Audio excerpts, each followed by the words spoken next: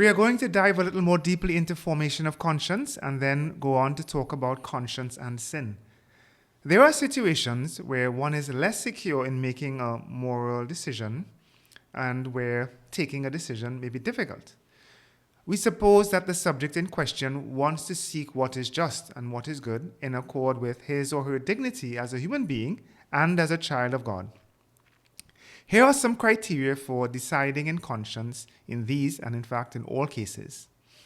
Firstly, and this is on the slide, it is never allowed to do evil to obtain good. For example, cheating to pass an exam. Secondly, the golden rule, do unto others as you would have them do unto you. This rule that Jesus gave us in the Gospels. Applying this rule helps us to be more objective about the moral nature of our actions. For example, we may keep someone waiting unnecessarily and not give importance to that inconvenience caused. Applying the golden rule, we put ourselves in their circumstance and we realize that we are causing an inconvenience and that it is important to give that greater consideration. This feeding our conscience will then help us to do the right thing and not keep that person waiting unnecessarily. Third, charity. Charity demands always showing respect towards one's neighbor and towards his or her conscience. The good thing is not to do anything that might scandalize your brother, writes St. Paul. A parent, for example, may be convinced that a purchase is a waste of money, but out of charity for the other members of the family who think differently, go ahead and spend that money. Are they going against their conscience? No. Now, charity is informing their conscience, and this now will lead to a judgment that's saying, okay, it is okay for me to go ahead and spend that money.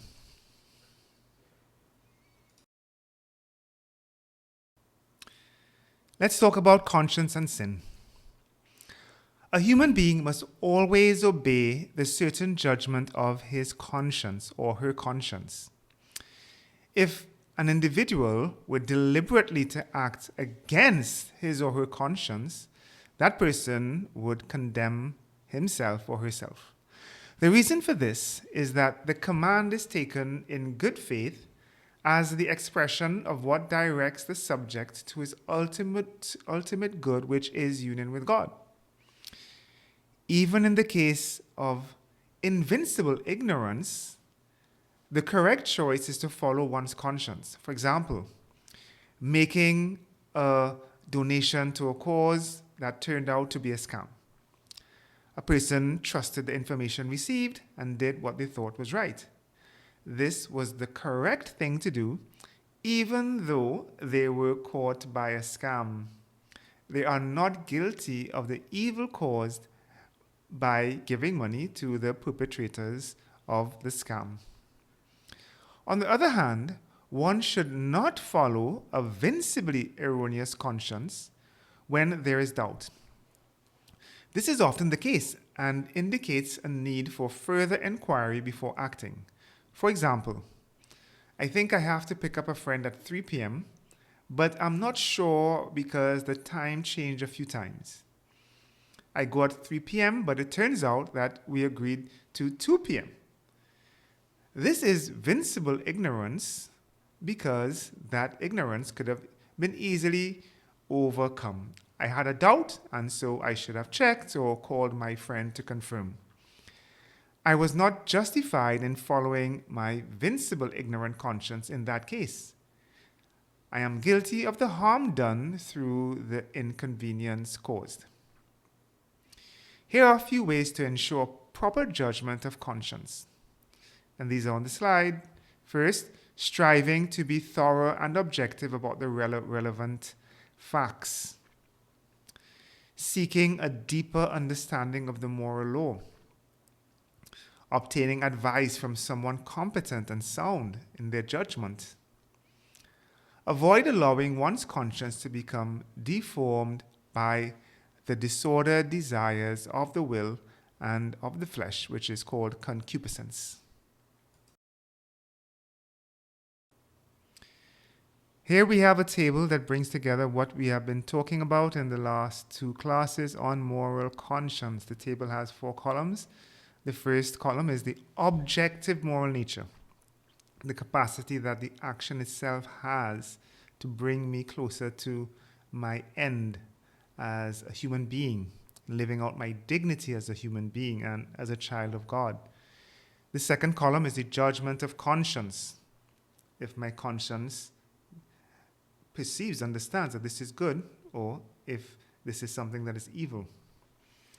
Thirdly, the dictamen of will, commit or omit. Follow your conscience or don't follow your conscience. And then finally, the guilt value, which is meritorious or sinful. Let us look at the first rule. The objective moral nature is good. The conscience judges it to be good, so that's a true conscience. You commit that action, and the guilt value is meritorious. Let's look at the second rule.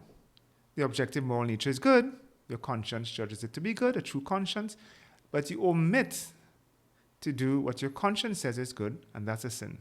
Let's jump to the last 2 rules. The first says, objective moral nature is bad. Your conscience judges it to be bad. That's a true conscience. You commit a bad action deliberately, that's a sin. And then the final rule, the objective moral nature is bad.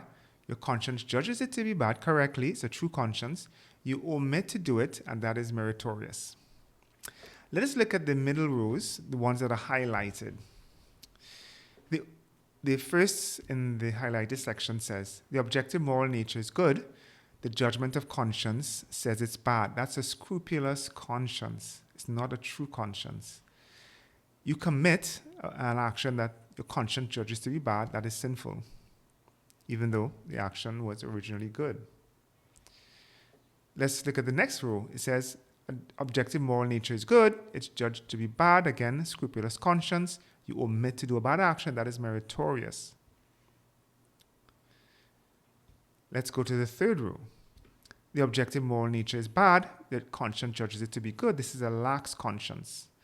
You commit what your conscience judges to be good, that is meritorious. But the action, however, your objective moral nature is bad. And then the last row says, the objective moral nature is bad. The judgment of conscience says it's good. Again, a scrupulous conscience. The dictamen of the will is you omit what your conscience judges to be a good action, and that is sinful. Our formation should lead us to habitually be in the first row and the last row. And that's it. Where our conscience judges correctly and we follow what our conscience judges. The others mean that, all the other ones means that we are committing a sin, or that because of a scrupulous conscience or because of a lax conscience, there is a bit of a confusion where sometimes what we do isn't really line up with the objective moral nature. So formation, there's a gap in our formation. As we said, a scrupulous conscience or a lax conscience, and that needs now to be addressed so that we will habitually rather be always in, as we said, functioning in the first row and also in the last row. Case study. I was just obeying orders. Rudolf Höss was in charge of Auschwitz for 3 years. Auschwitz, as you may know, was the most notorious death camp the Nazis had devised.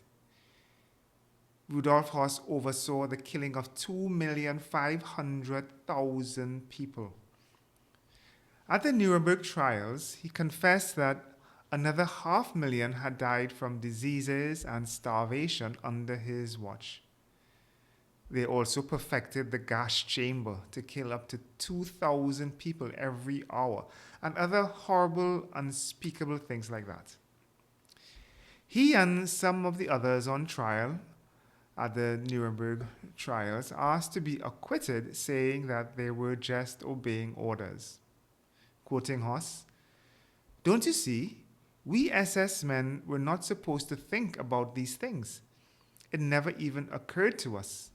We were all so trained to obey orders without even thinking that the thought of disobeying an order would simply never have occurred to anyone, and somebody else would have done just what we did if we hadn't. I never gave much thought, he says, to whether it was wrong. It just seemed a necessity. The judges at the Nuremberg trials rejected the following order's defense. They said that when an individual follows an order that is illegal under international law, he is responsible for that choice, except under very special circumstances. For instance, if the individual could prove that he was ignorant of the fact that the order was illegal, he would not be responsible. But the judges at Nuremberg maintained that it would have been impossible for members of the Einsatzgruppen, so that is of the Nazi leadership, not to have known that murdering civilians was both illegal and immoral. What do you think? What would you say if you were the judge at the trial? How would you argue your position? Take a friend out for coffee and share your perspectives. Feel free to leave a comment below as well. See you next time.